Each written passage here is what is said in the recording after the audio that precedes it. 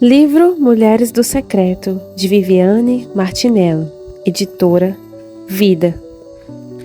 Capítulo 7.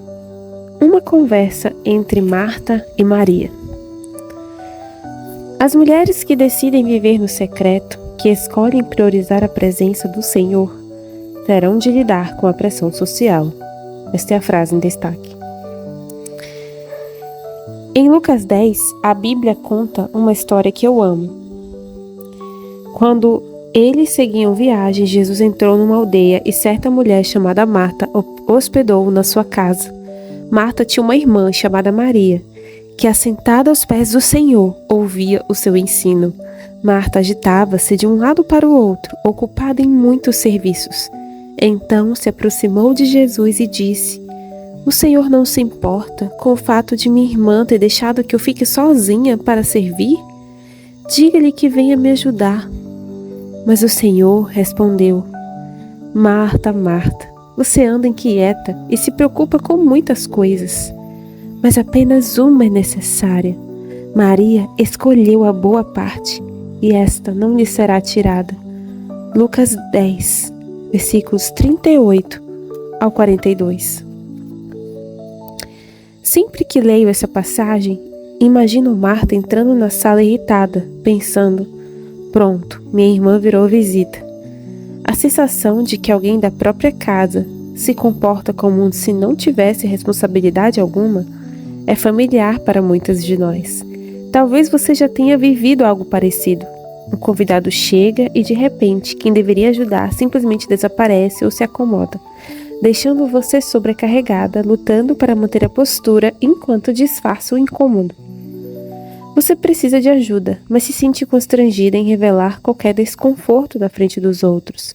Então respira fundo, dá um sorriso e continua. Marta talvez tenha gesticulado discretamente para Maria, para que percebesse que deveria ajudar em alguma tarefa, mas acabou frustrada. Imagino que, ao se ver ignorada pela irmã, não tenha pensado duas vezes. Foi direto até Jesus e, crendo que estava coberta de razão, disse: "O Senhor não se importa com o fato de minha irmã ter deixado que eu fique sozinha para servir? Diga-lhe que venha me ajudar." Verso 40. Sua decepção transbordou em palavras indignadas. Esse momento da narrativa mostra uma tensão que muitas de nós vivemos. O peso da expectativa alheia. As mulheres que decidem viver no secreto, que escolhem priorizar a presença do Senhor, terão de lidar com a pressão social, em qualquer fase da vida ou contexto, familiar, ministerial, profissional. Iremos nos deparar com cobranças externas, olhares que esperam alguma coisa de nós que talvez não estejamos prontas ou dispostas a entregar. Mais do que isso, você e eu decepcionaremos pessoas.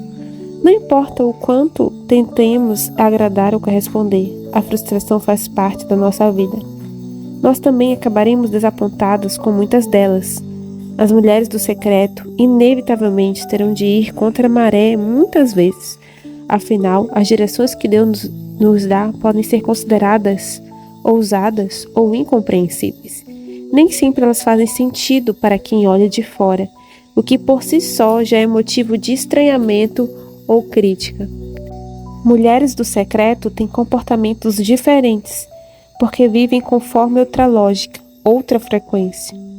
Não gastam seus dias agradando a plateia, mas obedecendo uma voz que nem todos se dispõem a ouvir. Enfrentaremos olhares gloriosos, especialmente quando fazemos algo inusitado, como parar. Ainda mais diante de uma sociedade que idolatra a produtividade. O tempo todo há uma cobrança implícita ou explícita para que estejamos fazendo algo, produzindo, mostrando resultados. Contudo, a mulher do secreto entende que não é quanto ela faz que determina seu impacto, mas o quanto ela se rende. Seu valor está na qualidade da sua obediência. Não se trata de estar ocupada, e sim de fazer exatamente o que Deus a chamou para fazer, no tempo certo, da maneira certa. Há momentos em que o céu nos direciona a parar e esperar. Nessas horas, a expectativa humana tende a se manifestar em forma de cobranças disfarçadas de preocupação. Lidaremos com frases que tentam nos empurrar de volta ao ritmo frenético. Nossa, pensei que você fosse fazer tal coisa. Ou, poxa, achei que você aceitaria esse convite. E se não estivermos alinhados com o céu, cederemos às pressões? O secreto, porém, nos calibra e afina por dentro, nos ensina a discernir para saber quando agir ou recuar, quando falar ou calar. Ali encontraremos equilíbrio para viver segundo a vontade de Deus. Anos atrás, por volta de 2006 ou 2007, vivi uma situação que mexeu muito comigo. Naquele tempo, havia um grande movimento de shows evangélicos no Brasil. Como minha cidade era pequena, toda vez que algum evento acontecia em uma região próxima, todos se mobilizavam para ir. Naquela ocasião, uma amiga tinha me convidado para participar também e até me oferecido uma carona. Fiquei empolgada e comecei a me preparar para comprar o ingresso, só que antes parei para orar. Sempre tive o hábito de apresentar ao Senhor todas as decisões, mesmo as mais simples. Foi nesse momento de oração que algo inesperado aconteceu. Senti Deus falando ao meu coração: não quero que você vá. Não havia nada de errado com o evento. Não tinha a ver com o lugar ou as pessoas que estariam lá. Era uma direção pessoal específica. O Senhor não me deu uma razão, apenas um direcionamento. Não vá. Precisei dizer não à minha amiga. Ela já havia contado com a minha presença, estava animada e provavelmente não entenderia aquele não. De fato, ficou decepcionada, mas ainda assim escolhi obedecer, porque tinha certeza de que aquilo agradaria o coração de Deus. As mulheres do secreto aprendem esse tipo de renúncia. Elas sabem que nem sempre serão entendidas e que ao escolherem obedecer à voz do Pai, podem parecer erradas aos olhos dos homens, e está tudo bem.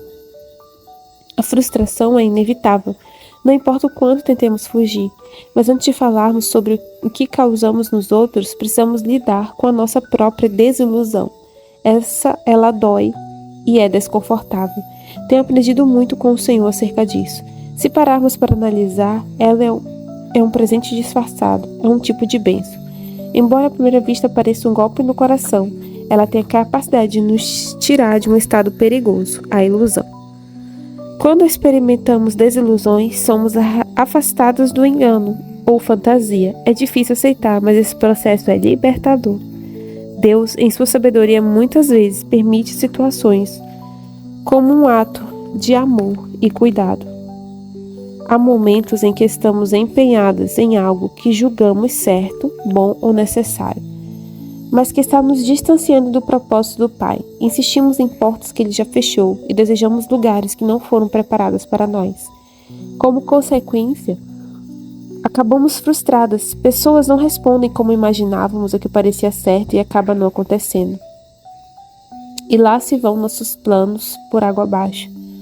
Porém, nesse aparente fracasso, Deus está movimentando novos planos para a nossa vida. Foi exatamente o que aconteceu com Maria naquele dia. Ela tinha uma noção equivocada sobre o que significava receber Jesus em sua casa. Para ela, a presença do Mestre exigia serviço. Acreditava que a honra era sinônimo de fazer algo por ele, arrumar a casa, servir comida, cuidar dos detalhes. No entanto, o maior anseio do Mestre ia em outra direção. Maria, por sua vez, teve a sensibilidade para entender a ocasião e perceber que a melhor maneira de apreciar sua visita era dedicar total amor e atenção a ela. Em vez de se ocupar com afazeres, ela se lançou aos pés do seu amigo, escolheu absorver cada palavra. Afinal, encontros com Jesus são únicos, por isso deveriam ser aproveitados ao máximo. As duas poderiam cozinhar outro dia. Haveria outras ocasiões para servir, mas a oportunidade de desfrutar da sua presença não podia ser desperdiçada. Naquele encontro, Jesus teve de frustrar Marta, algo que, sem dúvida, ela não esperava, pois estava certa de que ele iria defendê-la. Aos olhos humanos, sua postura era justa, porém a resposta foi completamente diferente. Marta, Marta, você anda inquieta e se preocupa com muitas coisas, mas apenas uma é necessária. O mestre não disse isso porque queria envergonhá-la, e sim porque precisava ajustar a sua percepção. Ela estava centrada na atividade, enquanto Jesus a chamava para a intimidade. Às vezes, a decepção que o Senhor permite é exatamente um instrumento que Ele usa para nos tirar de lugares onde já não deveríamos estar. Marta precisou lidar com o fato de não ter correspondido ao que o próprio Mestre esperava dela, e para mim essa é uma das expectativas mais relevantes.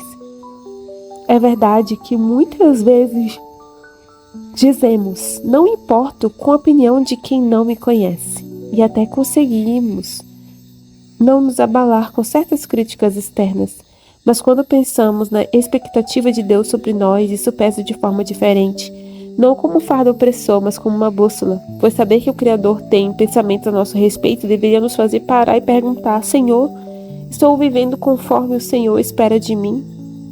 Encarar essa diferença entre o que achamos que o Senhor deseja e o que Ele realmente quer exige humildade, discernimento, coragem para mudar de direção e muita fé. Sempre que reflito sobre essas questões, eu me lembro da parábola da figueira plantada no meio da vinha. Lucas 13, 6-9. Certo homem tinha uma figueira plantada na sua vinha e, vindo procurar fruto nela, não achou. Então disse o homem que cuidava da vinha: já faz 3 anos que venho procurar fruto nesta figueira e não encontro nada, portanto, corte-a, porque ela ainda está ocupando inutilmente a terra. Mas o homem que cuidava da vinha respondeu ao Senhor: Senhor, deixe ainda este ano, até que eu escave ao redor dela e ponha estrume se vier a dar fruto. Muito bem, se não der fruto, o Senhor poderá cortá-la. Lucas 13, 6-9.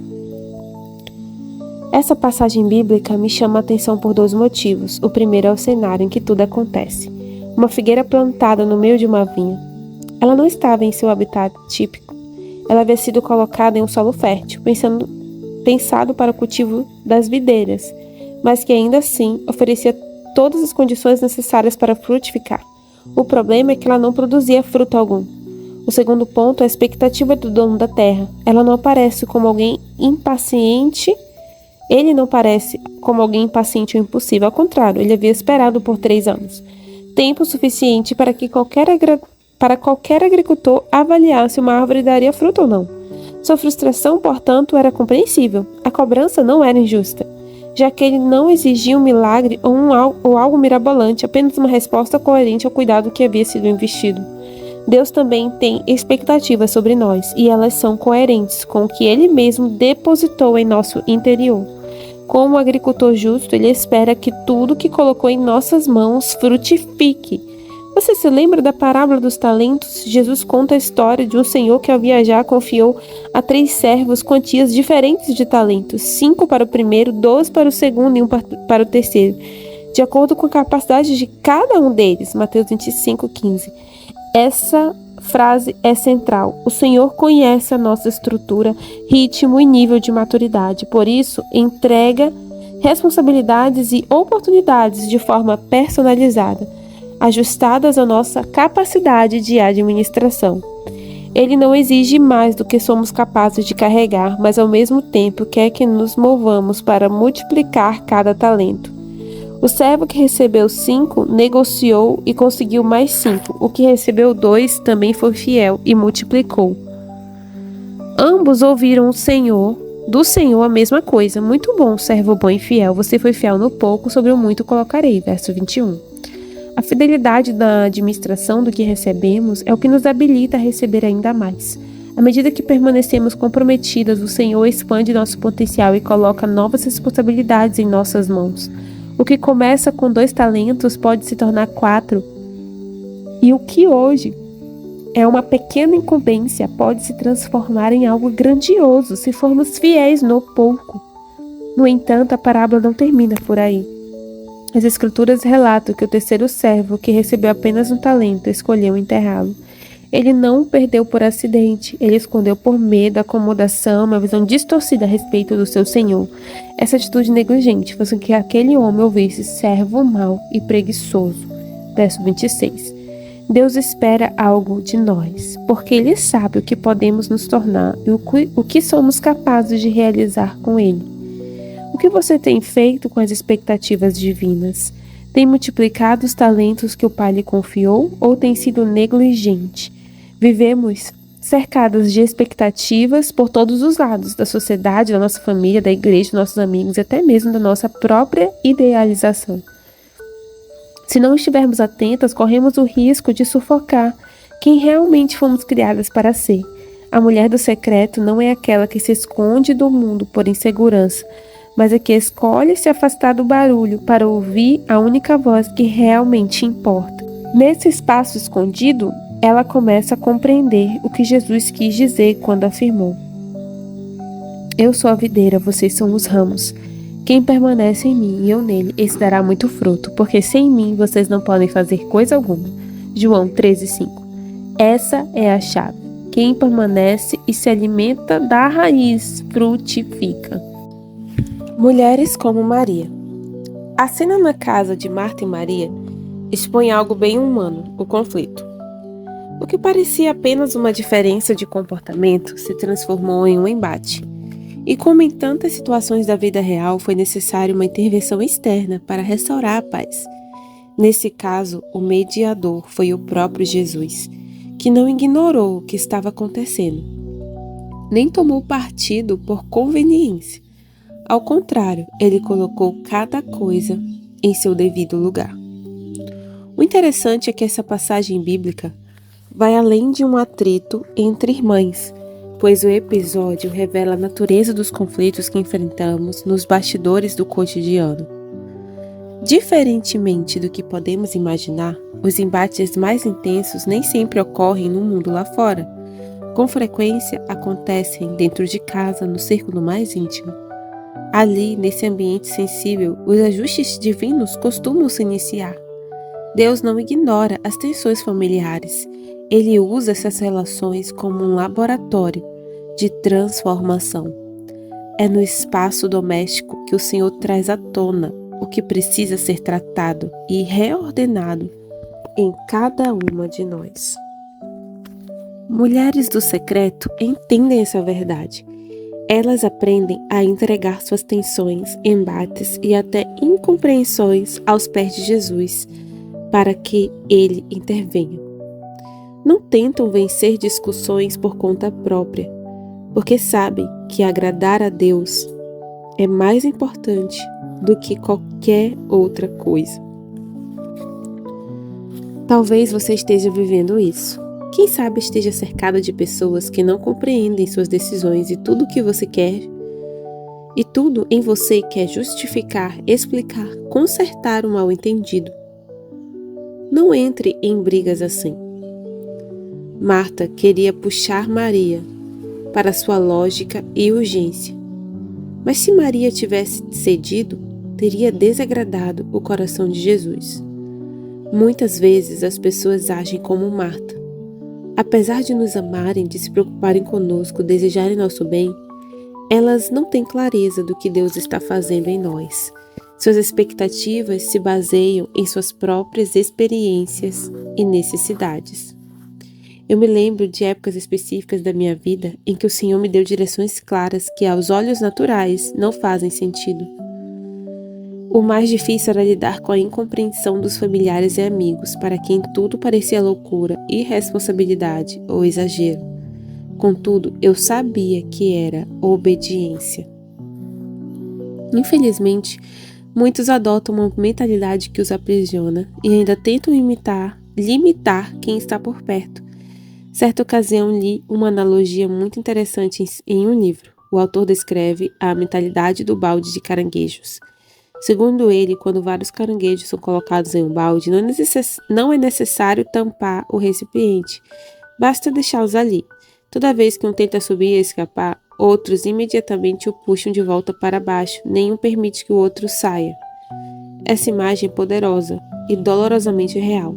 Já parou para pensar que é possível estar cercada por pessoas que preferem vê-la estagnada? Quando você começa a romper e dar passos de fé em direção ao chamado de Deus, é comum ouvir comentários desanimadores. Você fará isso mesmo? Tem certeza de que é o tempo certo? Não seria melhor esperar mais um pouco? Ou aquele que vem com um tom de estranhamento? Você está diferente. E sim, você está mesmo. Crescimento sempre muda algo em nós. A verdade é que a mudança incomoda quem se acostumou com a estagnação. Quando Deus começa a nos movimentar, isso acaba expondo aqueles que decidiram permanecer parados, o que consequentemente gera desconforto. Nesse ponto eu me lembro de outro trecho do livro. Jesus ensinou aos seus discípulos a dar esmolas em secreto e a orar em secreto e a jejuar em secreto, porque nesses 3 casos ele repetiu a seguinte consequência: E teu pai, que vem em secreto, ele mesmo te recompensará publicamente. Mateus 6,4, veja também versos 6 e 18. Quando estas instruções são seguidas pelos cristãos, elas são uma receita garantida de criação de inveja em outros. O que você faz em secreto não é visto por mais ninguém além do Pai Celestial. Mas quando ele lhe recompensa abertamente, as recompensas são vistas pelos homens. Os homens não veem o preço que você pagou, eles só veem os dividendos recebidos. Quando eles lhe veem sendo abertamente recompensado, eles não compreendem que você plantou em secreto. Então, a primeira reação que tem é inveja. Quando um irmão vê o outro irmão recebendo bênção sem razão aparente, geralmente a natureza carnal deseja responder com a inveja. Citação de Bob Sorge, livro Inveja, o Inimigo Interior. A inveja é tão antiga quanto Caim e Abel. Esse é um dos relatos mais chocantes da Escritura. À primeira vista, parece inacreditável. Como alguém pode chegar ao ponto de matar o próprio irmão porque sua oferta foi rejeitada? Como o ciúme, a comparação e o ressentimento podem evoluir a esse nível de destruição? É exatamente isso que a inveja faz. Ela começa mascarada por justificativas e, se não for confrontada, transforma-se em violência, seja emocional, verbal ou, no caso de Caim, física e fatal. Ele ficou profundamente irritado ao perceber que o Senhor havia aceitado a oferta de Abel e rejeitado a sua. Em vez de se perguntar o que precisava repensar e ajustar em sua atitude, voltou sua frustração contra o irmão.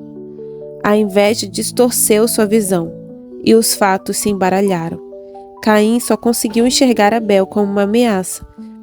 Toda a situação envolvendo as pessoas passou a ser interpretada como rejeição pessoal.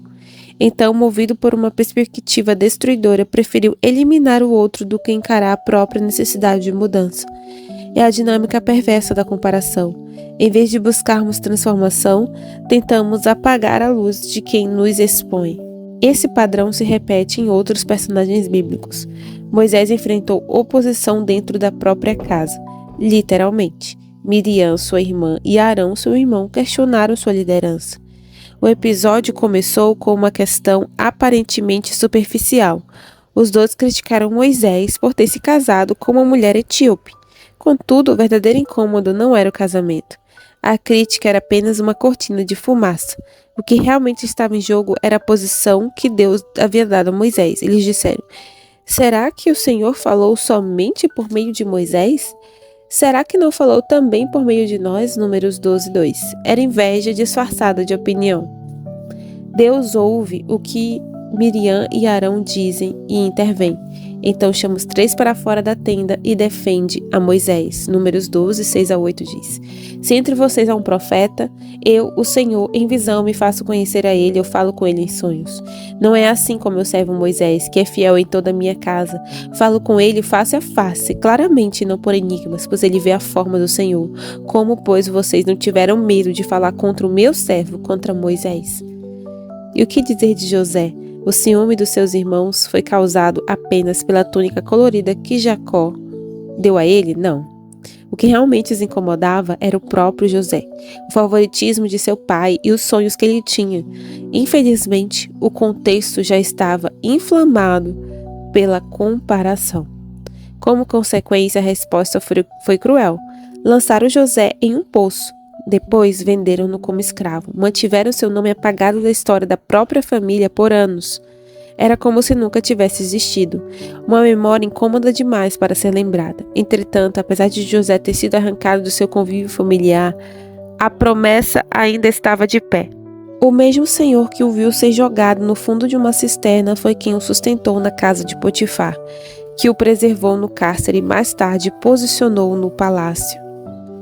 Tudo que parecia perda foi, na verdade, preparação. O Egito, que à primeira vista era terra estrangeira e hostil, acabou se tornando o palco onde a promessa se cumpriria. Davi é outro exemplo. Antes de derrotar Golias, ele precisou lidar com a acusação de seu irmão. Quando chegou ao campo de batalha, a pedido de seu pai para entregar mantimentos e trazer notícias ao velho Jessé, Davi foi recebido com desprezo. Eliabe questionou suas intenções. Por que você veio para cá? E com quem você deixou aquelas poucas ovelhas no deserto? Sei que você é presunçoso e mau. Você veio aqui só para ver a batalha. 1 Samuel 17, 28. Eliabe via seu irmão como oportunista, mas ainda assim foi naquele campo que Davi se posicionou com coragem. Matou o gigante e iniciou seu caminho para o trono. Jesus foi incompreendido por seus irmãos. Em João 7, eles tentaram empurrá-lo para uma exposição prematura. Disseram que ele deveria ir para a Judéia a fim de que outros também vissem as obras que ele realizava. Insinuavam que, se ele fazia tantas coisas, devia permitir que o mundo as visse. Verso 1 a 4. O versículo seguinte, porém, é revelador. Acontece que nem mesmo os irmãos de Jesus criam nele. João 7,5. Eles o provocaram, dizendo: Você não quer ser conhecido? Você não quer um ministério grande? Então vá para Jerusalém durante a festa. Mostre-se ao povo. Repare no tom de deboche e descrença, e talvez até de ressentimento. O próprio Filho de Deus teve de lidar com pessoas próximas que não conseguiam enxergar quem ele era de verdade. Por mais diferenças que tenham, a história de Marta e Maria se parece um pouco com todas essas. Marta se incomodou com a atitude de Maria. Ela não entendeu o coração da sua irmã. No entanto, Jesus estava ajustando o foco dela, ensinando que existem circunstâncias em que o mais importante é estar presente. Maria havia discernido o tempo. Ela reconheceu que aquela situação não exigia produtividade. Existia algo que não podia ser negligenciado. Nem sempre nossa preocupação é errada, mas ela pode ser inapropriada para o momento. Marta não estava fazendo nada pecaminoso, porém sua inquietação revelou falta de sensibilidade para perceber o que Deus fazia naquele instante.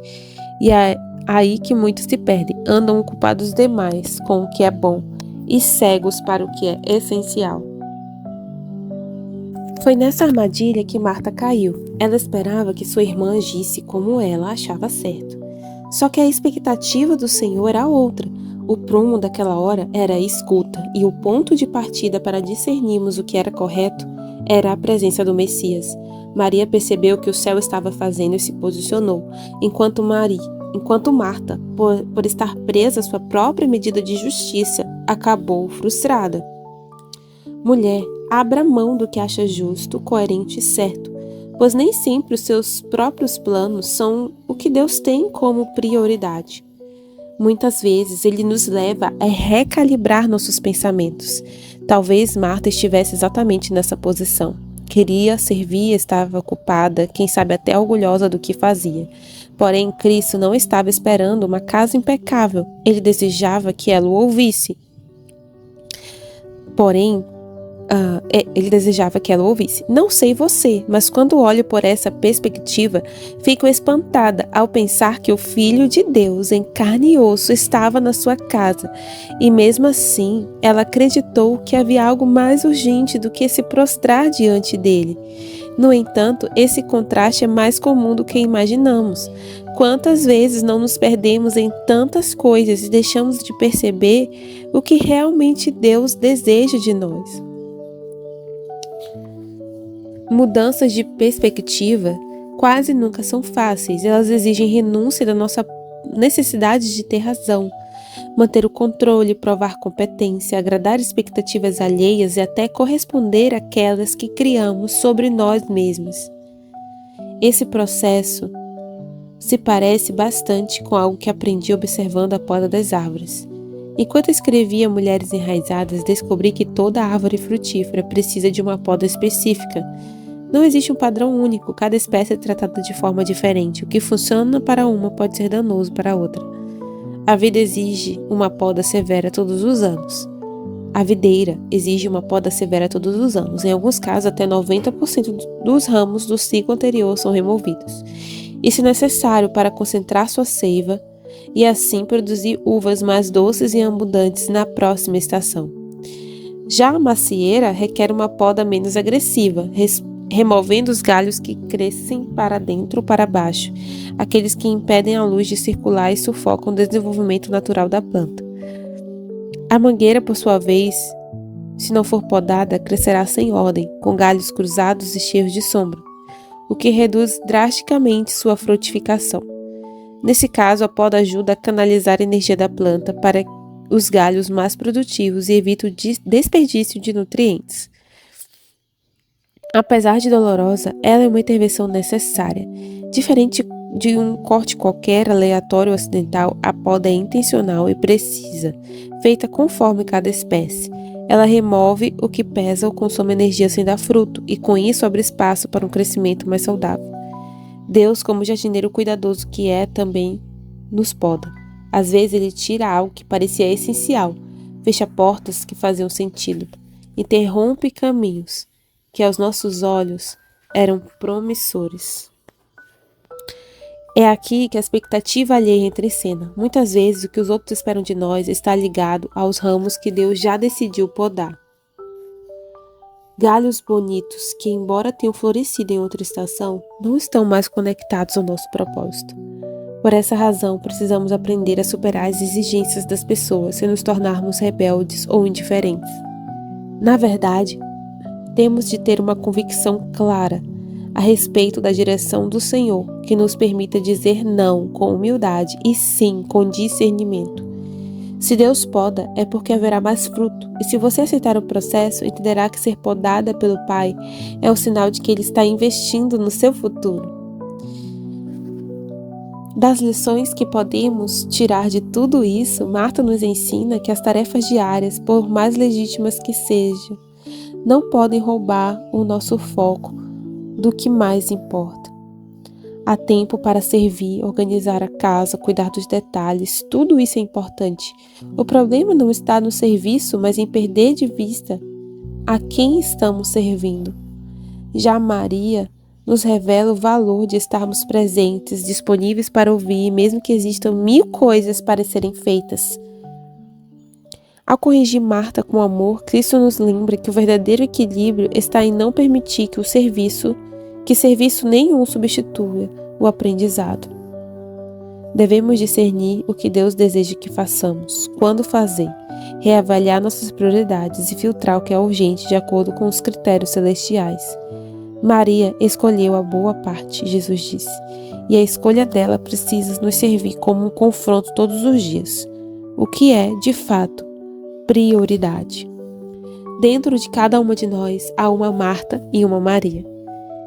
Enquanto uma quer resolver e manter tudo sob controle, a outra deseja se derramar aos pés de Jesus. Não há necessidade de conflito entre as duas, nem de eliminar uma para valorizar a outra. É possível que elas coexistam. Contudo, é importante que, em tempos decisivos, seja Maria quem assuma o comando. Que a parte em você sensível à voz de Deus seja mais forte do que a que se apressa a resolver o que não foi ordenado. Que você seja liberta da comparação e do ativismo, permaneça atenta à voz do Espírito Santo e esteja comprometida com a prioridade do céu, mesmo quando o mundo estiver correndo na direção oposta.